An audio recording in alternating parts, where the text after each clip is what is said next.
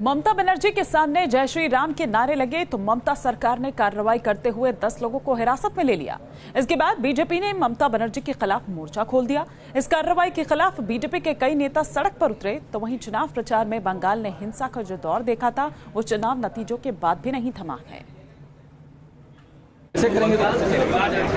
BJP ने बंगाल की चुनावी हिंसा में मारे गए लोगों के परिवार वालों को मोदी के शपथ ग्रहण में बुलाकर ममता बनर्जी को संदेश दे दिया कि अब की बार बंगाल पर होगा फाइनल वार। और शायद बीजेपी का ये मैसेज ममता भी समझ चुकी है, तभी तो जय श्री राम के नारों पर इस तरह तमतमा रही है।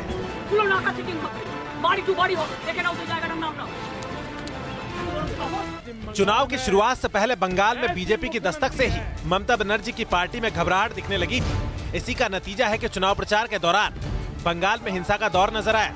ऐसे कई मौके आए जब टीएमसी और बीजेपी के समर्थकों के बीच हिंसक झड़प की तस्वीरें नजर आई।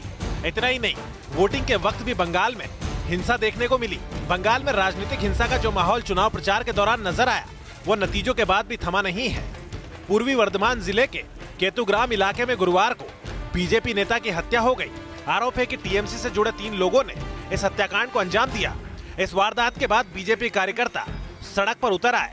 बड़ी तादाद में जमा होकर बीजेपी कार्यकर्ताओं ने थाने का घेराव किया।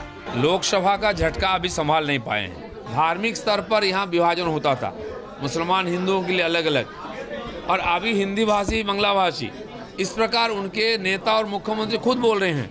और हम तो सबका साथ सबका विकास का राजनीति करने वाले हैं। हमेशा हमारे ऊपर आरोप लगती है कि हम विभेद का राजनीति करते हैं, लेकिन आज सबके सामने उजागर हो गया है कौन विभाजन की राजनीति करती है। बीजेपी का आरोप है कि बंगाल में ममता दीदी को लोकतंत्र में भरोसा नहीं है, तभी तो वो बंगाल को हिंसा की आग में झोंक रही है। जो कुछ भी पश्चिम बंगाल में हो रहा है बहुत ही दुखद है, दुर्भाग्यपूर्ण है और लोकतंत्र और संवैधानिक मान्यताओं और मूल्यों की धज्जियां उड़ाने वाला है। और उसका खमियाजा तृणमूल कांग्रेस और उसकी नेता को भुगतना पड़ रहा है। जनता जिस तरह से उनको रिजेक्ट कर रही है, आगे आने वाले दिनों में इसका सबक मिलेगा उनको। ममता बनर्जी पश्चिम बंगाल की मुख्यमंत्री है। उनको ये भूलना नहीं चाहिए कि वो एक बड़े पद पर हैं, एक संवैधानिक पद पर है। लोगों ने उनको चुन के दिया है और जिस प्रकार भारतीय जनता पार्टी की जीत हुई है, एनडीए की जीत हुई है, उससे वो बौखला गई है।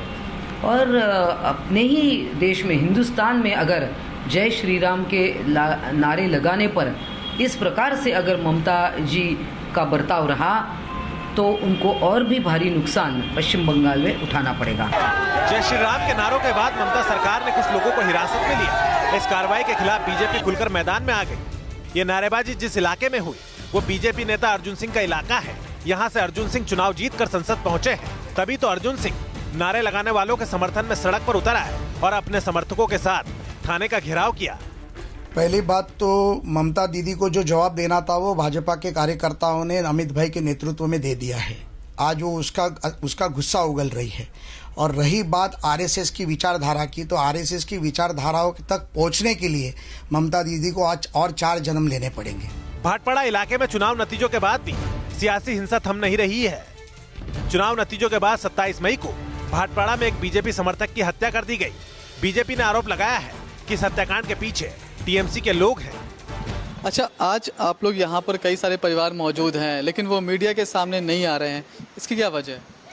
वजह ये है, एक डर है वो वापस बंगाल चले जाएंगे, तो इसके वजह से आप जो मीडिया कर रहे हैं उसके जो फेस दिख रहा है ना, तो टीएमसी वाले भी देखेगा, तो देखकर वहाँ पर जो गुंडा है उनके घर पे हमला कर सकता है। इसकी वजह से वो डर रहा है कोई फिर से हमला ना करे, इसलिए हम आपके सामने नहीं आ रहे हैं। बंगाल में 2021 में विधानसभा चुनाव होने हैं।